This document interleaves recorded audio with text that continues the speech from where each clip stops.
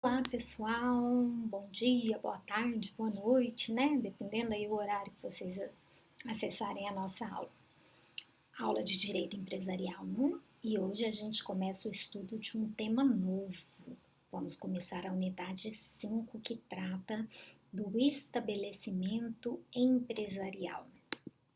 O que seria isso, né? Lá no inicinho, quando a gente viu o conceito de empresário, eu disse para vocês, olha, cuidado, não confundam o conceito de empresário, que é o sujeito, com o conceito de estabelecimento, tá? Então, estabelecimento também, o conceito de estabelecimento foi abrangido também pela teoria da empresa. Está previsto lá no artigo 1142 do Código Civil. Na verdade, o estabelecimento empresarial nada mais é do que o complexo conjunto de bens reunidos pelo empresário para o desempenho da sua atividade empresarial. Pensa assim, eu vou montar uma empresa.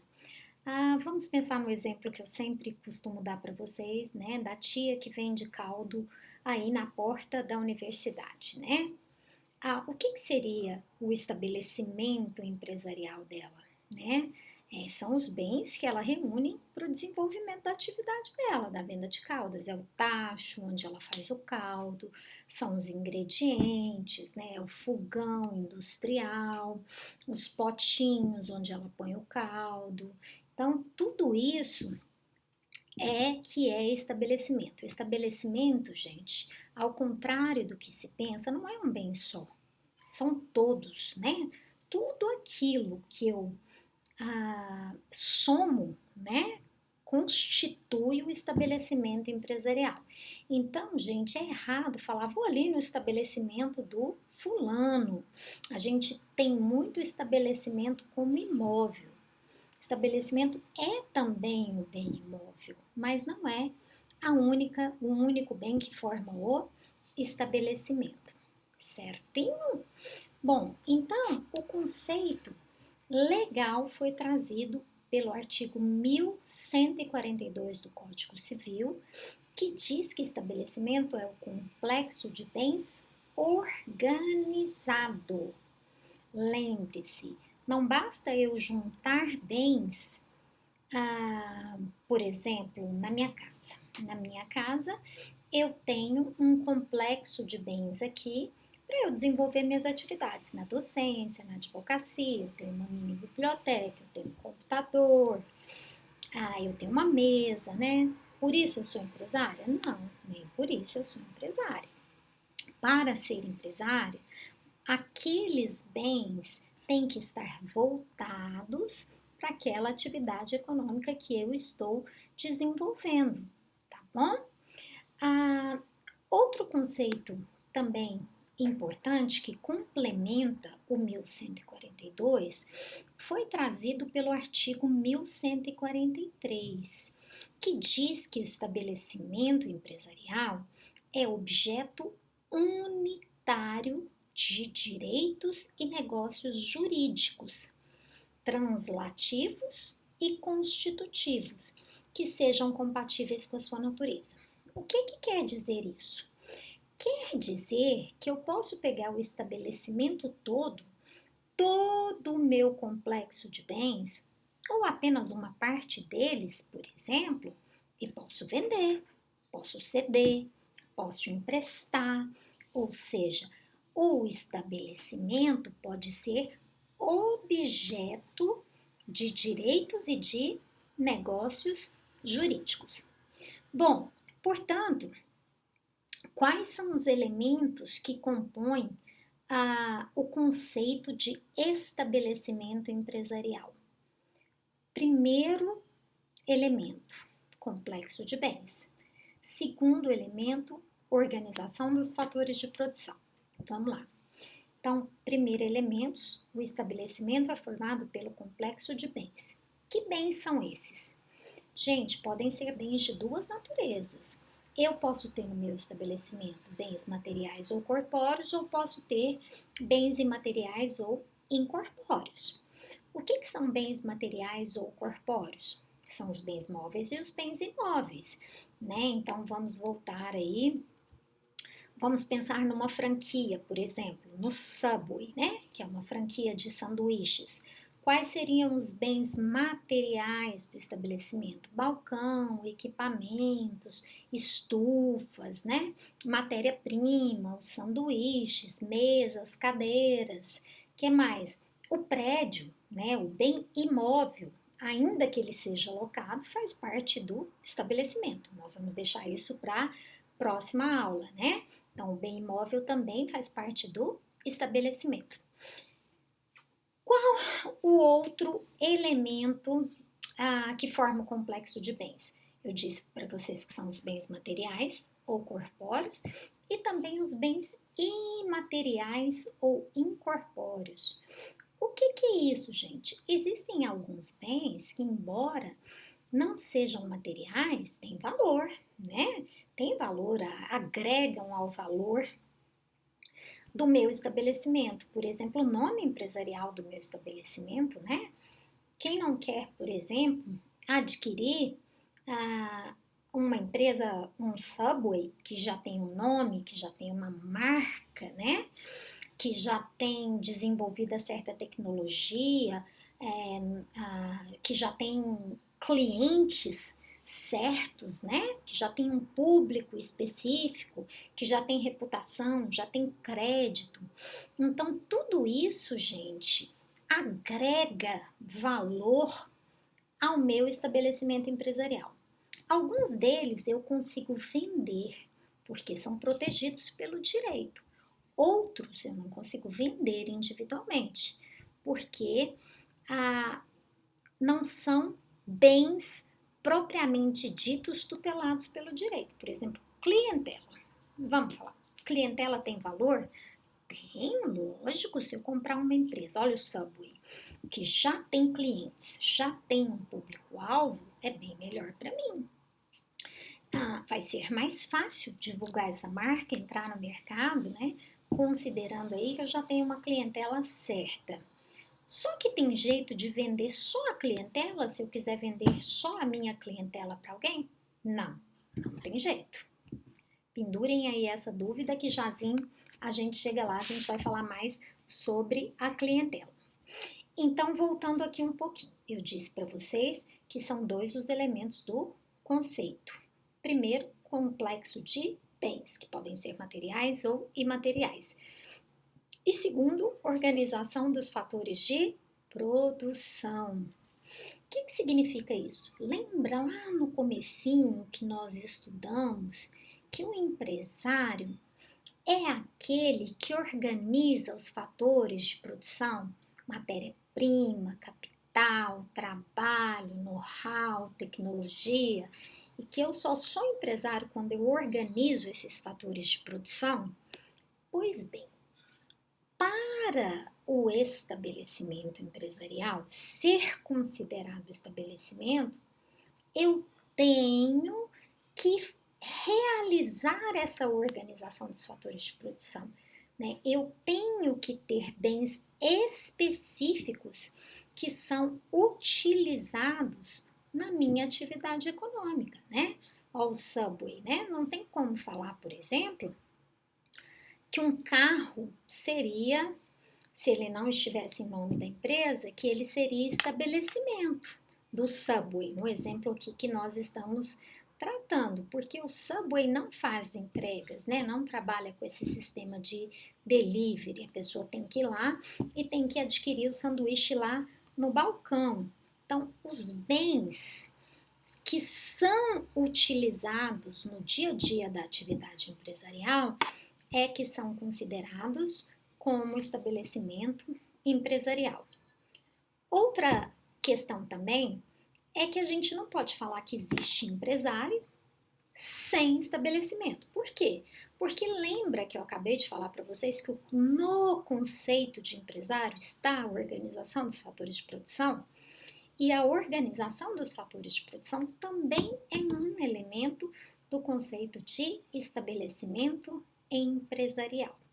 Então, toda atividade, por menor que seja, por mais informal que seja, ela precisa de bens, de matéria-prima para o seu desenvolvimento. Olha a tia do caldo lá da porta da universidade.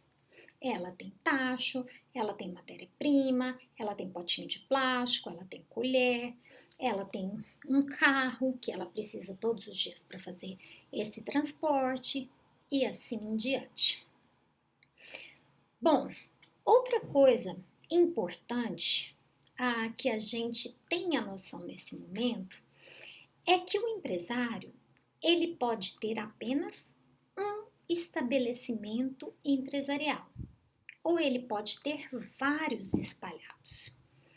Quando o empresário tem um estabelecimento empresarial só, esta será a sede da sua empresa, também chamada de matriz. Se ele abrir outras unidades, estas serão chamadas de filiais. Então, cada filial terá sua sede, que é o endereço, que é aí o domicílio desta pessoa, seja física, seja jurídica. Então, veja bem, o estabelecimento, gente, pode ter apenas um local ou vários locais. Essa distinção, gente, ela não é relevante aqui para nós no direito empresarial. Não tem nenhuma regra no direito empresarial que faça essa distinção entre matriz e filial. Na verdade, a gente tira isso lá do processo civil, porque lá no processo civil, essa matéria importa na hora da propositura da ação, para definição do juízo competente, tá bom? Então, aqui para gente, para o direito empresarial, se é matriz, se é filial, não vai fazer nenhuma diferença, mas na hora que eu for ingressar com a ação, aí eu vou ter que pegar o Código de Processo Civil, lá no artigo 100, e olhar qual é o juízo competente em razão da matriz ou da filial. Então, olha só, não podemos nos esquecer, então, que estabelecimento é uma coisa, empresa é outra, empresário é outra. Estabelecimento, complexo de bens. Empresa é uma atividade, não é algo palpável. Então, veja bem. Estabelecimento, complexo de bens que podem ser materiais ou imateriais. Empresa, atividade. E empresário, dono da empresa, sujeito que exerce a empresa. Outra coisa também que nós não podemos confundir é o conceito de estabelecimento empresarial com patrimônio, são coisas diferentes. Estabelecimento empresarial, como nós vimos, é o complexo de bens de uma empresa. O que é patrimônio, gente? Patrimônio é tudo aquilo que eu tenho, que a empresa tem e que está no nome dela. Então, muitas vezes, nem tudo que eu utilizo no meu estabelecimento empresarial faz parte do meu patrimônio. Por exemplo, imóvel. Se eu locar o bem imóvel, esse imóvel ele faz parte do meu estabelecimento, porque é onde eu exerço a minha empresa, mas ele não faz parte do meu patrimônio, porque ele não é de propriedade da empresa. Então, cuidado, são coisas pequenininhas, mas a gente tem que começar a pensar e a ponderar para a gente não cometer equívocos. Bom, o próximo item do nosso roteiro é o item 5.2, denominação.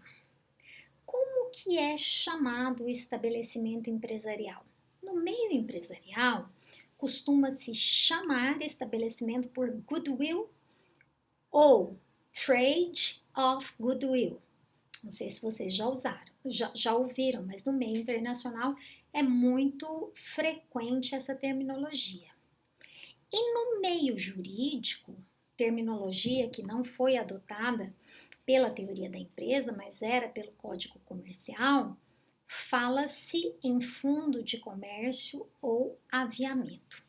Vou explicar o que significa cada um deles. Na verdade, gente, lembra que eu disse para vocês que existem alguns elementos imateriais que dão mais valia para o estabelecimento empresarial? A parte desses elementos imateriais são chamados de aviamento ou fundo de comércio. Então, a doutrina, ela costuma destacar que para agregar valor ao estabelecimento, né, para dar mais valor ao estabelecimento, a gente vai olhar alguns ingredientes. Se esse estabelecimento empresarial tem esses ingredientes a mais, que é aparelhamento, a quantidade de equipamentos que tem na empresa, o número de clientes dessa empresa, a solidez de crédito, se ela é uma empresa que deve, se não é uma empresa que não deve, se é uma empresa que consegue pegar crédito, ter acesso fácil ao crédito no mercado, e ainda a reputação do empresário. Então, tudo isso, gente, na hora que eu vou vender a minha empresa, né, são ingredientes que vão dar esse sobrevalor, essa mais-valia para a minha empresa. Bom, a integração desses elementos, como eu disse para vocês, equipamentos, clientela, solidez de crédito, reputação, vão agregar esse sobrevalor à minha empresa. E se eu for vender a minha empresa, eu vou poder colocar esse valor a mais desses ingredientes a mais, que são considerados bens imateriais. Bom, continuando aqui, item 5.3, natureza jurídica. Qual é a natureza jurídica do estabelecimento? Nós já falamos que são bens, né? A natureza jurídica do estabelecimento é de um conjunto de bens. Mas lá na teoria geral do direito civil, nós vimos que os bens poderiam, quando os bens estão juntos, né? Quando a gente reúne os bens, a gente poderia constituir uma universalidade de fato ou uma universalidade de direito. Então, quando a gente fala em natureza jurídica do estabelecimento, a gente sabe que é bem, mas a gente tem que definir se esse complexo, se esse conjunto de bens é uma universalidade de fato ou de direito. O que é uma universalidade de direito? É quando os bens são reunidos em razão da lei. A lei fala, olha, esses bens, quando são reunidos, se cumprida determinada condição, vão formar isso. Exemplo, massa falida. Quando a falência da empresa é decretado, nasce um conjunto de bens chamado massa falida, que são os direitos e obrigações da empresa falida. Outro exemplo, morte, morri. Os bens que foram deixados por mim, as dívidas, fazem nascer uma universalidade de direito chamada espólio. Não é o caso do estabelecimento. O estabelecimento empresarial é uma universalidade de fato. Por que é uma universalidade de fato? Porque o empresário, ele reúne esses bens por ato de vontade e ele reúne o que ele quer, do jeito que ele quer. Não é porque a lei manda ele reunir isso ou aquilo, né? Ou todos os bens, não é por aí. Então, ele reúne por ato da própria vontade. Então, o estabelecimento empresarial considera que o estabelecimento empresarial é uma universalidade de fato. Quais são as conclusões que a gente chega depois da gente estudar o conceito, os elementos e a natureza jurídica do estabelecimento? Primeiro, que estabelecimento não é sujeito, não posso confundir estabelecimento com o dono da empresa, da atividade. Estabelecimento é um bem ou um conjunto de bens. E eu posso fazer negócios com todos esses bens ou com parte desses bens. E, por fim, o estabelecimento integra, faz parte da sociedade empresária ou integra o patrimônio da empresa ou da sociedade empresária. Bom, o item 5.4 do roteiro de vocês trata dos elementos, né? A gente já falou isso, eu não sei nem por que eu coloquei esse item aqui novamente, mas repetindo, os elementos são os bens, o que compõe o estabelecimento empresarial, são bens de natureza distinta, que são unidos pelo empresário, universalidade de fato, né? Por ato de vontade do empresário, e esses bens podem ser tanto materiais como imateriais. E além disso, tem o fator da organização dos fatores de produção. Item 5.5, aviamento. Aqui, gente, iremos tratar sobre um bem imaterial específico, né? Que é aquele que eu disse para vocês, que é o fundo de comércio ou aviamento. Bom, então eu disse para vocês que quando eu consigo reunir, né, alguns elementos que vão agregar no preço de venda da minha empresa, esse sobrevalor, esse plus a mais que eu vou conseguir na venda da minha empresa, é chamado de aviamento ou fundo de comércio. Então, o aviamento nada mais é do que uma qualidade do estabelecimento empresarial. É quando o estabelecimento empresarial ele é valorizado, justamente porque ele possui um plus a mais, alguns instrumentos a mais, né? Os equipamentos são bons, a empresa é sólida, a empresa não deve no mercado, o nome é bom, né? Então, esse sobrevalor é o aviamento. A doutrina costuma dizer que o aviamento ele pode ser subdividido em dois. Temos o aviamento objetivo ou real e o subjetivo ou pessoal. O que seria o aviamento objetivo ou real?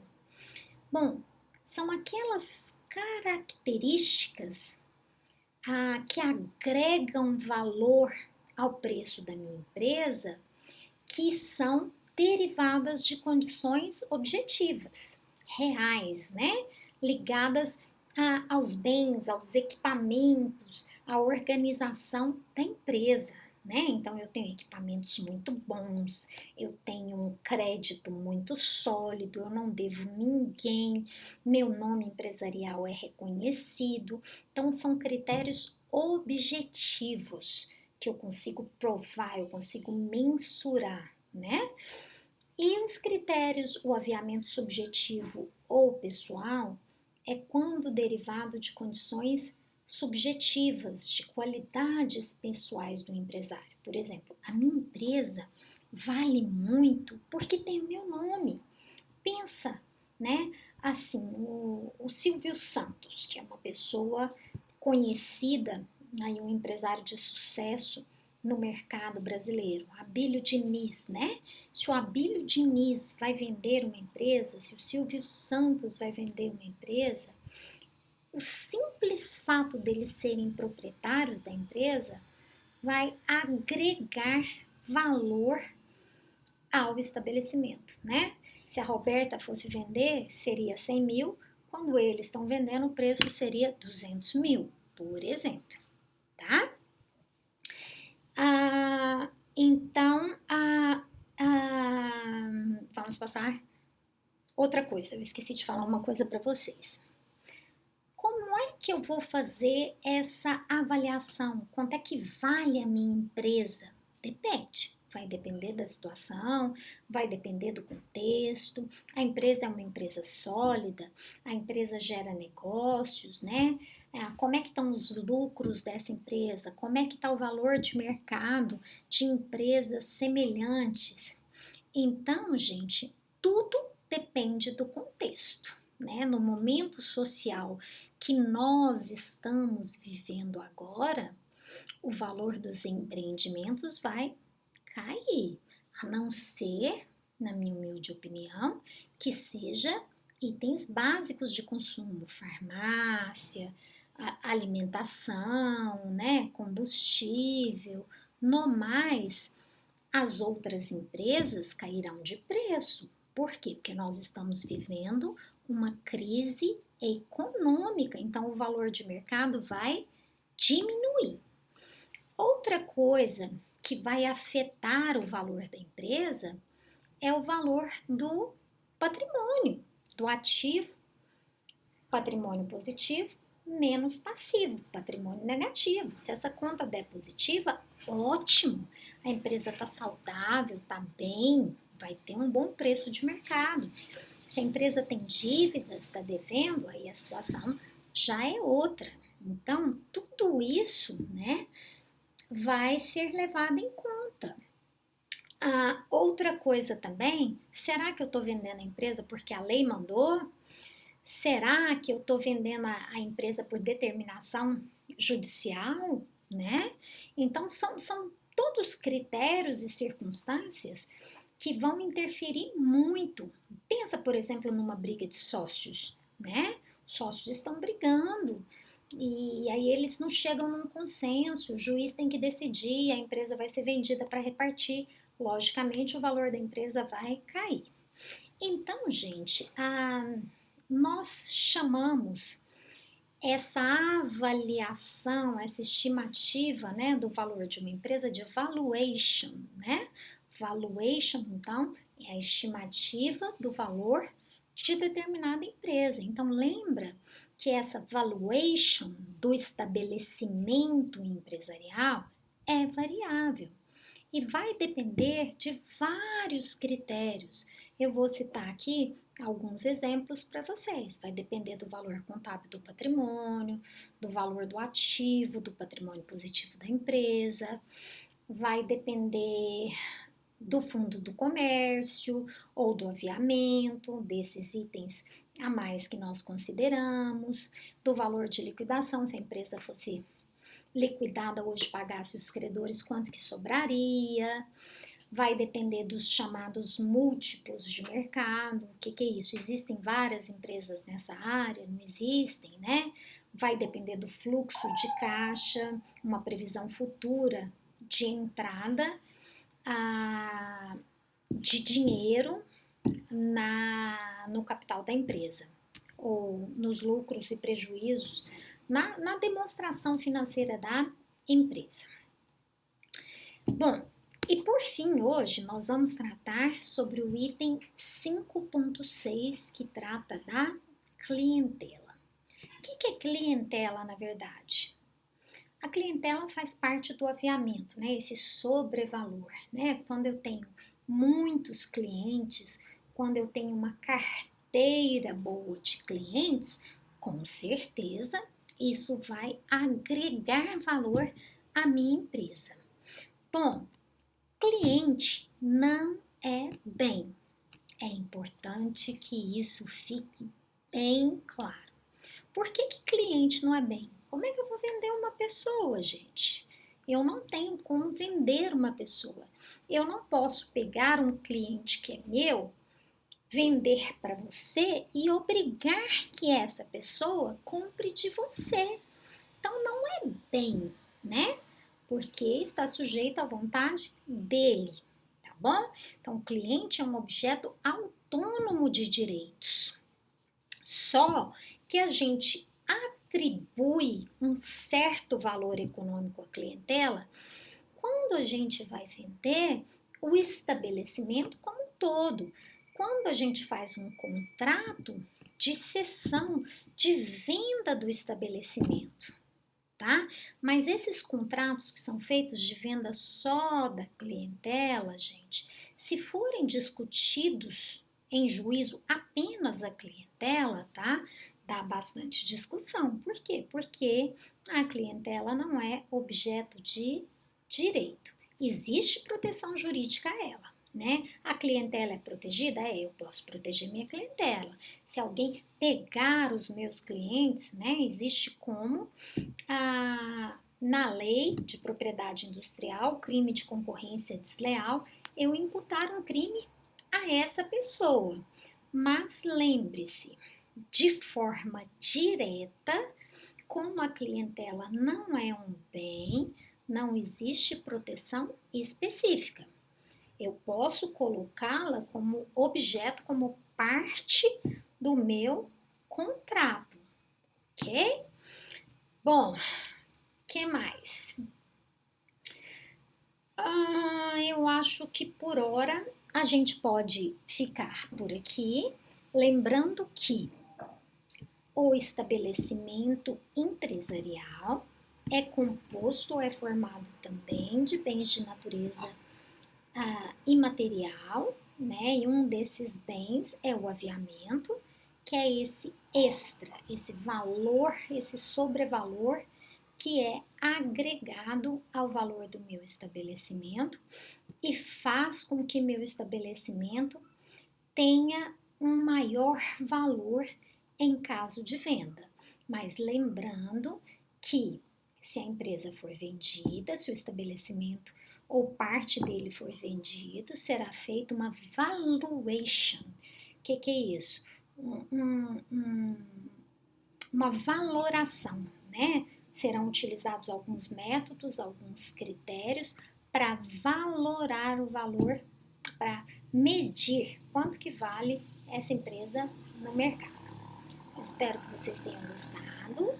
Postem suas dúvidas ou no chat, se acessarem durante a aula, ou no fórum, se acessarem fora da aula. Lembrando que vocês podem acessar esta aula até o dia anterior